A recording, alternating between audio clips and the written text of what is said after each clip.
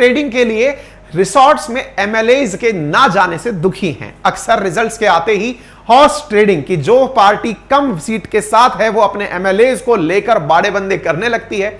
इस बात से रिसोर्ट्स ऑनर परेशान है, उन्हें लग रहा है कि भाई ये तो बड़ा नुकसान हो गया है, क्योंकि आज हमारे साथ में बाड़ेबंदी नहीं होने वाली है, क्योंकि इस बार स्पष्ट बहुमत एक पार्टी को मिल गया है।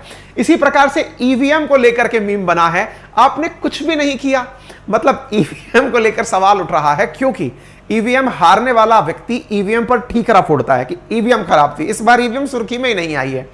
इसके साथ साथ मूड एट कांग्रेस ऑफिस की हम जीत गए हैं, इस प्रकार से मतलब अलग तरह से मीम लोग मार्केट के अंदर प्रसारित कर रहे हैं। ईवीएम यूज्ड इन कर्नाटका, ऐसा आरोप लगा था कि वो अफ्रीका से आई हैं, लेकिन ऐसा नहीं था। इसमें इलेक्शन कमीशन ने अपनी तरफ से स्पष्टीकरण देते हुए कहा था कि यदि कांग्रेस के पास ऐसा कोई एविडेंस है कि ये साउथ अफ्रीका वाली है तो हमें दिखाए, ऐसा कुछ भी नहीं है। चलिए खैर, ये बात अब पुरानी हो गई, क्योंकि ईवीएम के पीछे अब किसी का ठीकरा फोड़ना नहीं रहा। अब सवाल बड़ा बनता है कि इतना कुछ करने के बाद प्रधानमंत्री नरेंद्र मोदी के द्वारा, साथ साथ जो बीजेपी के अध्यक्ष हैं नड्डा साहब या जितने भी बड़े दिग्गज नेता हैं, उनके द्वारा तमाम प्रकार की मेहनत करने के बाद भी भाजपा कर्नाटक क्यों नहीं जीत पाई, क्यों नहीं अपनी सरकार रिपीट कर पाई? इसके कौन से ऐसे कारक रहे? चलिए शुरू करते हैं। सबसे पहला जो कारक यहां पर निकल कर आ रहा है उनमें है इनकी आंतरिक कलह। आंतरिक कलह से मतलब क्या है? कर्नाटका के अंदर जो वर्तमान की बीजेपी सत्तारूढ़ पार्टी थी उसमें बहुत सारे धड़े बने हुए थे। अर्थात कर्नाटका में चुनाव के दौर से पहले ही भाजपा में कई छोटे छोटे ब्लॉक्स बन चुके थे। एक ब्लॉक मुख्यमंत्री के पद से हटाए गए वीएस येदुरप्पा का गुट था। येदुरप्पा को पहले हटाया गया था, लेकिन इलेक्शन में आते आते उन्हें फिर से महत्वपूर्ण जिम्मेदारी दे दी गई थी। इसी प्रकार से जो धड़े बन रहे थे, दूसरा मौजूदा जो मुख्यमंत्री हैं बसवराज बोम्मई, उनका गुट था। तीसरा भाजपा के राष्ट्रीय महासचिव जो बीएल संतोष हैं, उनका अपना गुट बना हुआ था। और भाजपा के प्रदेश नलिन कुमार कटील जो हैं, उनका अपना गुट बना हुआ था। गुटबंदी से देखिए, ये हर जगह वैलिड है। यदि कभी भी आपको कोई भी मैदान में, चाहे वो एग्जाम का हो, चाहे वो खेल का हो, चाहे वो राजनीति का हो, यदि आपको विजय प्राप्त करनी है तो आपके रथ के घोड़े अलग अलग दिशाओं में नहीं भागने चाहिए। यदि आप पढ़ाई करने बैठे हैं, आपके दिमाग में आ गया कि मेरे को 5 परीक्षाओं में फॉर्म डालना है, आप एक में भी पास नहीं होंगे। यदि फोकस करना है, एक एग्जाम पर फोकस करना है। यदि पार्टी को चलना है, एक व्यक्ति के लीडरशिप में चलना है। लेकिन जैसे ही विभाजन धड़ों में होता है, नेगेटिव परिणाम आते हैं और मल्टीपल टाइम ऐसा होता है। एक 5वां फ्रंट भी था जो पार्टी के महासचिव सीटी रवि का था।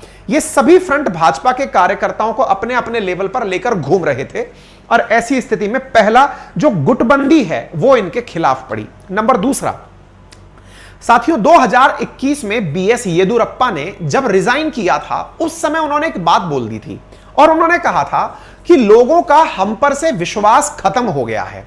येदुरप्पा बीजेपी की तरफ से ही सीएम थे, उनकी जगह बसवराज बोम्मई को सीएम बनाया गया था। उनके कहने पर मतलब यह था कि जब उन्हें सीएम पद से हटाया गया था तो उन्होंने कहा लोगों ने हम पर ट्रस्ट खो दिया है। तो असल में बोम्मई, ये येदुरप्पा कर्नाटका में काफी महत्वपूर्ण व्यक्ति माने जाते हैं। मतलब जिस समुदाय से वो आते हैं, कर्नाटका में उनका काफी ज्यादा होल्ड है।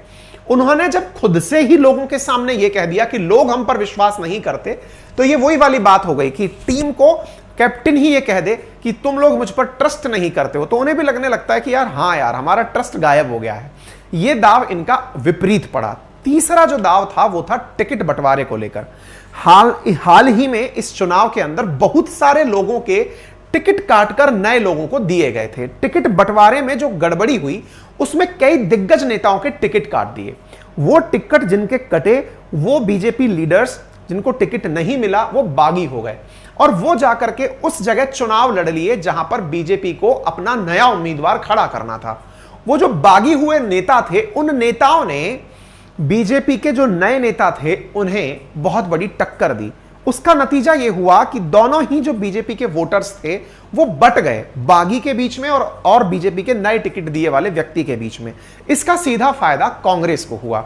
ऐसी स्थिति में करीब 15 से ज्यादा ऐसी सीटें निकलकर आई जहां भाजपा के बागी नेताओं ने चुनाव लड़ा और पार्टी को बड़ा नुकसान पहुंचाया। इनमें कई बड़े नेताओं का नाम भी शामिल है। इससे भी बड़ा एक मुद्दा बना और वो था भ्रष्टाचार का।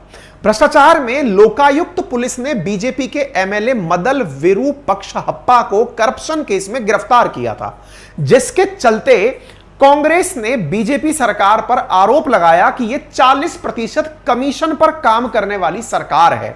ठेकेदार से भाजपा सरकार पर 40% की कमीशन खोरी का आरोप लगाया, जिसने ठेकेदार ने कमीशन के चलते फांसी लगा ली थी। तो यह मुद्दा काफी ज्यादा उठाया गया और हर जगह बीजेपी की सरकार को कमीशन की सरकार कहा गया और एक रेट लिस्ट जारी की गई जिसमें यह दिखाया गया कि हर काम में सरकार कितना प्रतिशत कट लेती है। कर्नाटका के BJP MLA Madal Virupaksha get bail health ground. तो कर्नाटका के एमएलए जो कि करप्शन के लिए जेल गए थे लोकायुक्त पुलिस के कारण, उन्हें बेल भी दे दी गई, जिसका बहुत नेगेटिव इंपैक्ट पड़ा।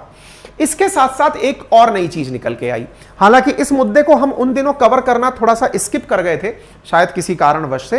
कारण ये काफी हाईलाइट हुआ था उन दिनों, उत्तर वर्सेस दक्षिण का मुद्दा। असल में अमूल का नाम आपने सुना होगा, काफी विज्ञापन भी आते हैं जिसमें लिखा है अमूल दूध पीता है इंडिया करके, आपने सुना होगा। काफी अच्छा ब्रांड है, नॉर्थ इंडिया का ब्रांड, विशेष रूप से गुजरात का ब्रांड है। अमूल कॉर्पोरेशन के बारे में काफी लोगों ने सुना भी होगा। अमूल जो है, इसने कर्नाटका में इन दिनों एंट्री करने के लिए एक ट्वीट डाला था। क्या ट्वीट डाला था? अमूल ने डाला था, the Amul family is bringing in some Taaza into Bengaluru, more updates coming soon. April 5 को यह अमूल के द्वारा एक ट्वीट डाला गया था, यानी अमूल जो है वो कर्नाटका आ रहा है। इलेक्शन का टाइम था।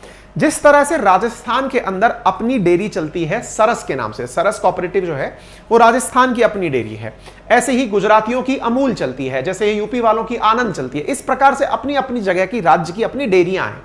अमूल जो है वो कर्नाटका में एंट्री कर रहा था।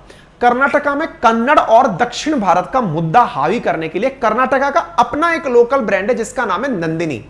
उस नंदिनी ब्रांड को लेकर कांग्रेस जो है वो नंदिनी के साथ खड़ी हो गई, किसानों के पास जाकर पहुंची कि आपके ब्रांड को टक्कर देने के लिए उत्तर भारत का एक ब्रांड यहां पर बीजेपी लेकर आ रही है और अमूल को यहां पर प्रसारित करने की कोशिश की जा रही है, जिसके चलते किसानों में नंदिनी, क्योंकि देखिए डेयरी के पास दूध कौन पहुंचाता है? किसान पहुंचाता है। तो किसान को यदि यह खबर दे दी जाएगी कि आपके लिए एक नई कंपनी आ रही है, अब दूध बाहर से ही आएगा, आपके गाय भैंस का दूध कोई नहीं लेगा, तो उस वजह से किसानों में एक प्रकार का यह विचार बन गया कि यदि यही हालात रहे तो अमूल नंदिनी को खत्म कर देगा, इससे किसानों में संकट उत्पन्न हो जाएगा।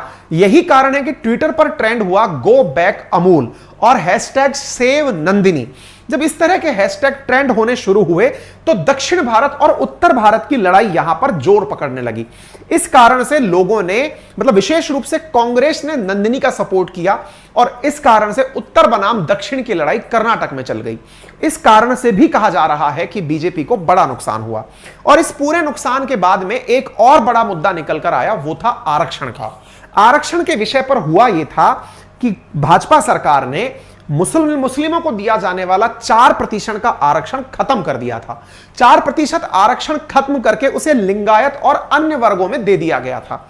इस मुद्दे पर कांग्रेस ने एक और दाव चल दिया और वो दाव ये था कि आरक्षण का प्रतिशत जो 50% है, कांग्रेस ने बढ़ाकर उसे 75% कर दिया कि जिसे आरक्षण चाहिए ले लो। जैसे हाल ही में नॉर्थ ईस्ट में हुआ, वहां लगता है कि मैतेई को भी मतलब आरक्षण मिल जाएगा, सभी को मणिपुर के अंदर आरक्षण दे दिया गया एक तरह से, वैसे यहां 75% का आरक्षण अनाउंस कर दिया गया। इसके चलते इनका जो 4% का दाव था वो फीका पड़ गया, क्योंकि कांग्रेस ने 75% आरक्षण अनाउंस कर दिया।